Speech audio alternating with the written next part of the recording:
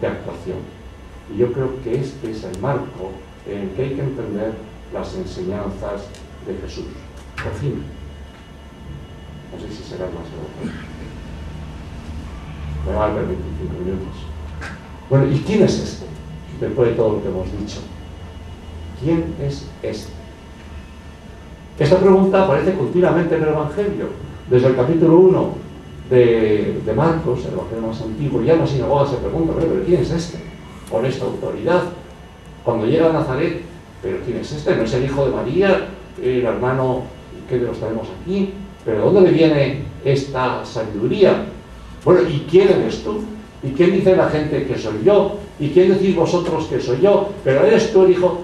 ¿Quién es este? Bueno, aquí simplemente esta pregunta nos la formulamos desde un punto de vista histórico. Y yo creo que lo que destaca en Jesús, vuelvo casi al principio de mi exposición, es la gran autoridad que tiene. Y la autoridad de Jesús, ¿de dónde procede? La autoridad de Jesús no es una autoridad legal, no es que tenga unos títulos académicos porque ha estudiado en las escuelas rabínicas, lo han acreditado, puede presentarse, no tiene una autoridad legal. Pero tampoco tiene una autoridad hereditaria. Hay familias que, bueno, pues son sacerdotes, su hijo es sacerdote, tiene autoridad como tal, pero Jesús no. Jesús es de una familia. Entonces, ¿qué autoridad tiene Jesús? Utilizando una terminología sociológica, podríamos decir que Jesús tiene una autoridad carismática. Entonces, ¿esa autoridad dónde nace? Es una autoridad moral. Nace de la verdad que tienen las palabras que dice, y además le sale de dentro, y encuentra eco en la gente que le rodea. Es una autoridad que es aceptada por mucha gente. Es una autoridad que nace de su propia experiencia. Y esa es realmente la autoridad más definitiva. Entonces habría que preguntarse por la experiencia de Jesús. Este es un tema muy importante y que durante mucho tiempo la investigación histórica sobre Jesús no ha tenido en cuenta o ha obviado. Yo creo que, sin embargo, es un tema que desde un punto de vista histórico, no ya teológico, sino desde un punto de vista histórico, es ineludible afrontar. Y es el tema de la experiencia religiosa de Jesús.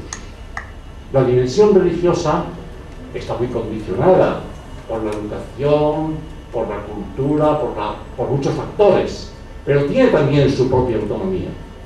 En mi opinión, si no recurrimos a la experiencia religiosa de Jesús, históricamente Jesús es inexplicable.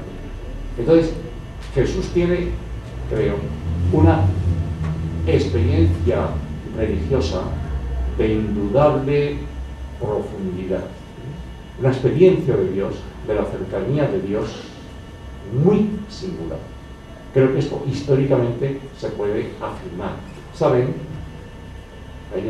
Depende esto de unos trabajos famosos de un alemán que se llama Jeremías, que Jesús, cuando invoca o cuando designa, o sea, cuando se dirige a Dios o cuando habla de Dios, utiliza siempre la palabra Abba, palabra aramea, que significa Padre.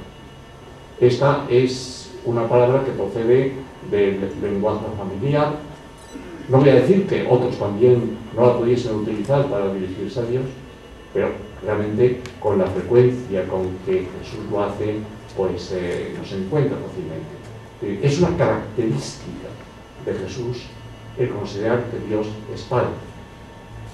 Aquí también hay que introducir cautelas, porque la relación entre el Padre y el Hijo, la relación paterno-filial, está culturalmente muy condicionada.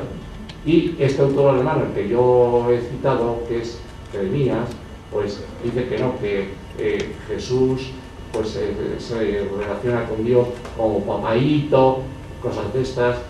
Pues no, yo no, la relación entre el Padre y el Hijo, no sé cómo es entre ustedes en Argentina.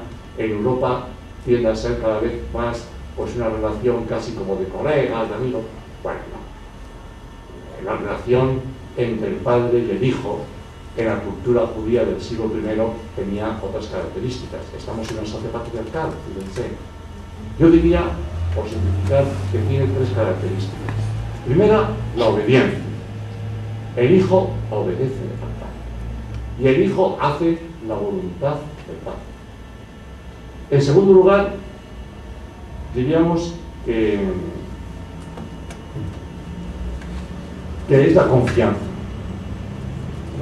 Cuando hablo de la obediencia, no es que llegue un momento en que el hijo contrae matrimonio, se independiza y ya. No, no.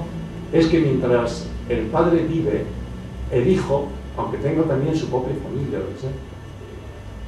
le debe obediencia al padre. Esa relación de obediencia a los mayores, la obediencia al padre en la sociedad judía está profundamente arraigada. En segundo lugar, la segunda característica es la confianza. El padre vela por el hijo.